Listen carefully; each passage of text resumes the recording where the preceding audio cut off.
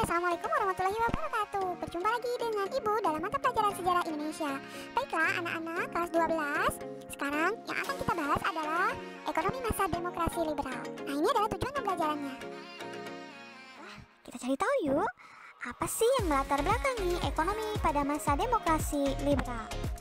Keadaan ekonomi Indonesia pada masa demokrasi liberal atau parlementer. Nah, faktor yang menyebabkan keadaan ekonomi Indonesia tersendat banyak loh. Misalnya, setelah pengakuan kedaulatan dari Belanda, yaitu pada tanggal berapa ya?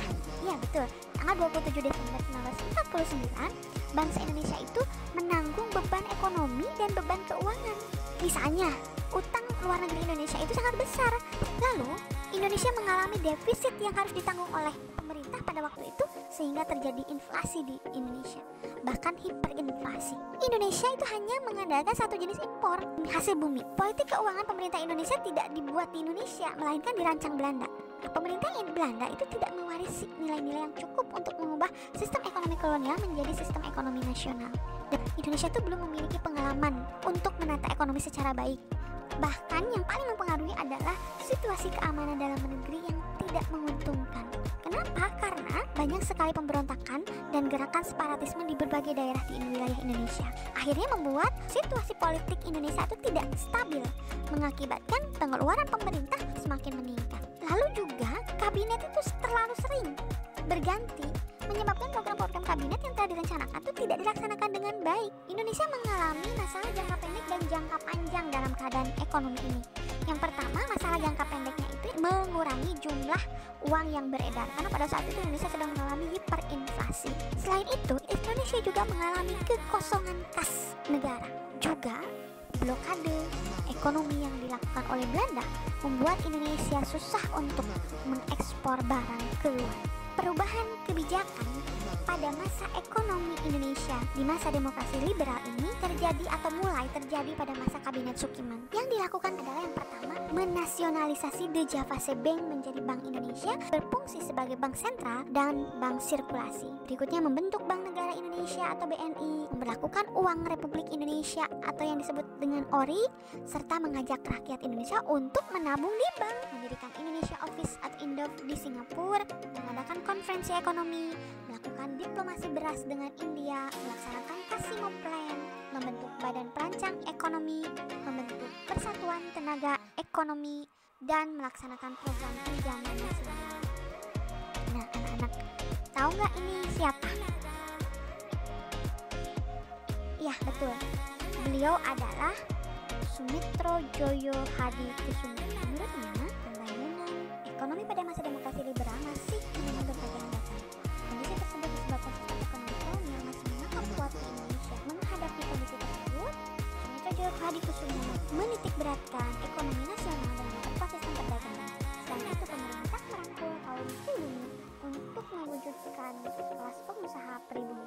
Gagasan Sumitro kemudian dituangkan dalam program Kabinet Nasir dalam wujud Perancangan Rencana Urgensi Perekonomian atau RUP. Wujud dari RUP ini kemudian dicanangkan program Benteng. Tapi sayang, dalam pelaksanaannya program Benteng ini ada masalah. Kenapa? Karena pemberian lisensi impor banyak yang disalahgunakan. Gerakan Asaat. Nah, gerakan ini juga sama untuk meningkatkan pengusaha pribumi.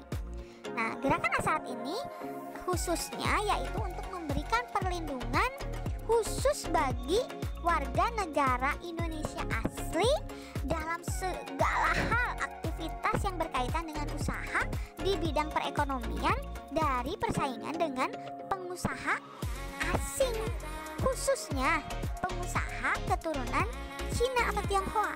Nah, dukungan pemerintahnya itu dalam hal apa terhadap warga asli pribumi Indonesia? Yaitu pemerintah mengeluarkan lisensi khusus pada pengusaha pribumi. Tapi kebijakan pemerintah ini ada reaksi juga, reaksi yang negatif tentunya dari golongan yang membenci kalangan Cina atau Tionghoa. Bahkan reaksi ini sampai menimbulkan kerusuhan, pengusakan. Di antaranya misalkan merusak toko-toko milik warga keturunan Cina.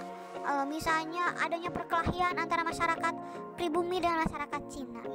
Selain program Benteng dan gerakan Asaat tadi, pemerintah juga melakukan pengurangan jumlah uang yang beredar. Untuk apa? Untuk mengatasi defisit anggaran. Nah, akhirnya Menteri Keuangan pada saat itu Syafruddin Prawiranegara mengambil kebijakan memotong uang dengan memberlakukan nilai setengahnya. Syafruddin Prawiranegara ini mengambil kebijakan memotong uang. Uangnya itu betul-betul digunting menjadi dua bagian. Yang setengahnya itu bisa dipakai untuk alat tukar, setengahnya lagi bisa dipakai untuk obligasi. Selain upaya Syafruddin Prawiranegara atau yang dikenal dengan istilah gunting Syafruddin, pemerintah juga melakukan usaha yang lainnya. Di antaranya adalah program pembangunan rencana 5 tahun yang disiapkan oleh Biro Perancang Nasional. Program pembangunan rencana 5 tahun ini berbeda dengan RUP. RUP itu sifatnya lebih umum, sedangkan program rencana 5 tahun ini bersifat teknis dan rinci begitu.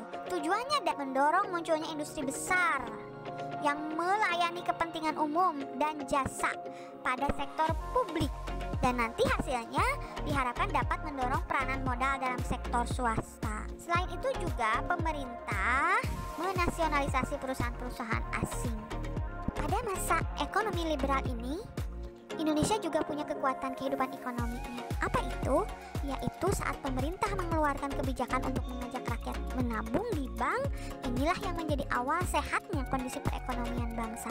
Sedangkan kelemahan dari ekonomi Indonesia pada masa demokrasi liberal ini adalah proses nasionalisasi ekonomi Indonesia tidak berjalan mulus dikarenakan keegoisan setiap golongan di dalam tubuh konstituante dan parlemen yang mementingkan kepentingan politik sendiri.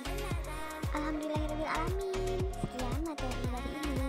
Jika anak-anak ada yang ditanyakan, boleh ya kita berdiskusi di ruang diskusi. Terima kasih.